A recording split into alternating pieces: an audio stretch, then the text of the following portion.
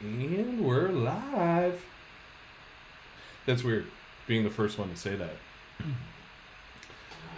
For those of you tuning in, we are going to be discussing the midterm elections, the madness that is the midterms.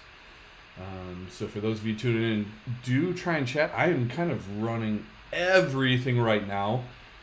Kevin is finishing up a work event, and so it's just me right now. You get the mad liberal of the mad libs. And there's so much to go over. If you are dropping by, make sure to stop in, leave a chat message. I'll try and address those as much as possible. When I'm running solo and I have a lot to get through, I might not be as attentive, but I certainly will try. I'm sure that some of our usual friends, some of the usual suspects will be tuning in. But otherwise, there's so much to keep tabs on tonight. I'll do my very best up until Kevin gets here. Once Kevin gets here, I'll be able to kind of be a little more attentive to the chat as well.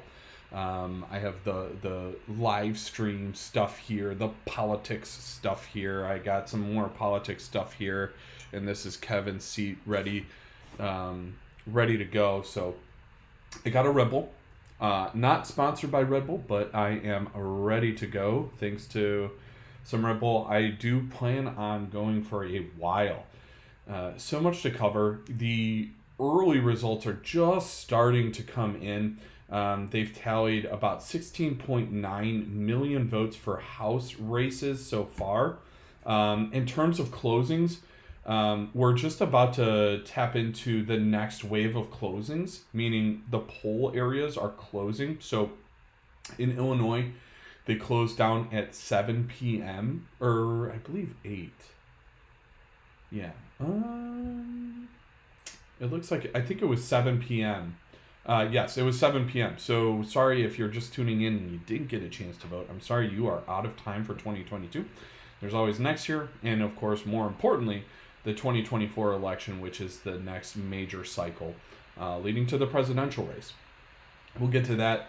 But the next big wave coming through is going to be at 8 p.m.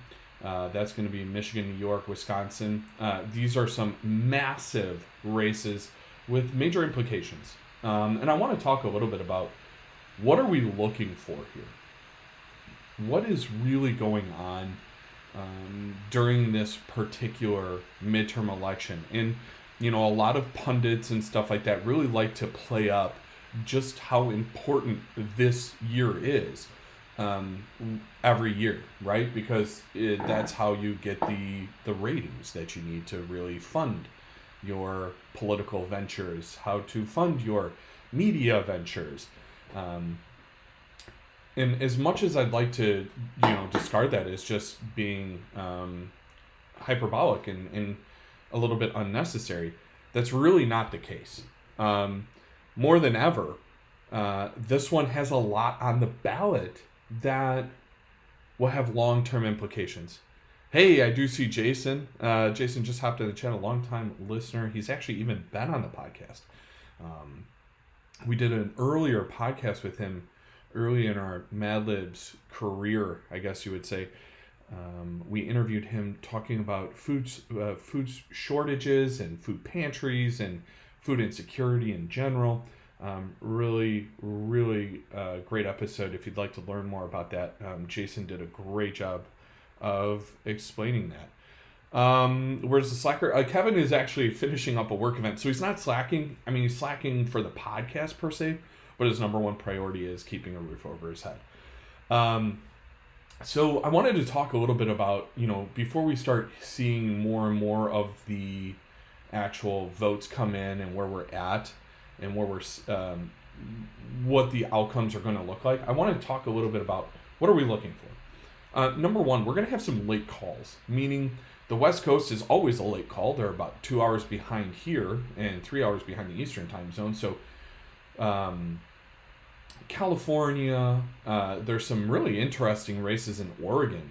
Surprisingly, what is almost traditionally a full blue state, the governor race is actually kind of a toss-up because there are two candidates kind of vying for that Democratic vote. There's I believe, an independent that is kind of causing a deflection of some of the votes away from the normal Democrat incumbent winning. And so that might bleed over into a win for the Republican candidate. So the West Coast is going to be a late call. There's also a couple of states that generally have very, very late calls. That would be Pennsylvania, which recently implemented a policy. They wait to count mail-in and early ballots. And it was set up by a Republican legislature.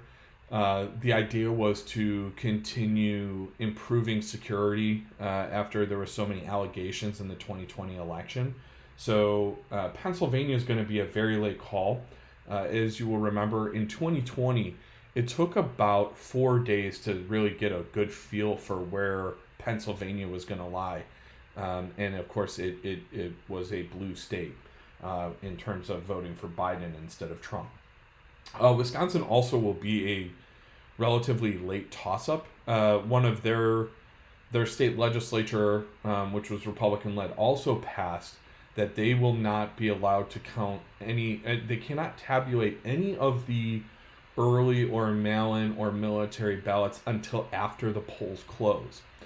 And as you well know, the Democrats generally do far better in the early voting, in the mail-in voting, in the absentee voting, whereas the Republicans do better on the day of voting. So we might see some big swings in favor of the Republicans early on, but we also might see a big swing. Pennsylvania, Wisconsin, Nevada, very late declarations because it was so tight, and they have delayed counting measures. So it might be a day or two until we get the results of those states, with Pennsylvania being one of the longer ones. I also wanted to talk about, well, what's really on the ballot, right? Races every 4 years. But the midterms tend to be a grade of the current president and what is the possible outlook going into the presidential election 2 years later. With that said, it is quite often that in the midterms, the party in power loses control, but then in both cases,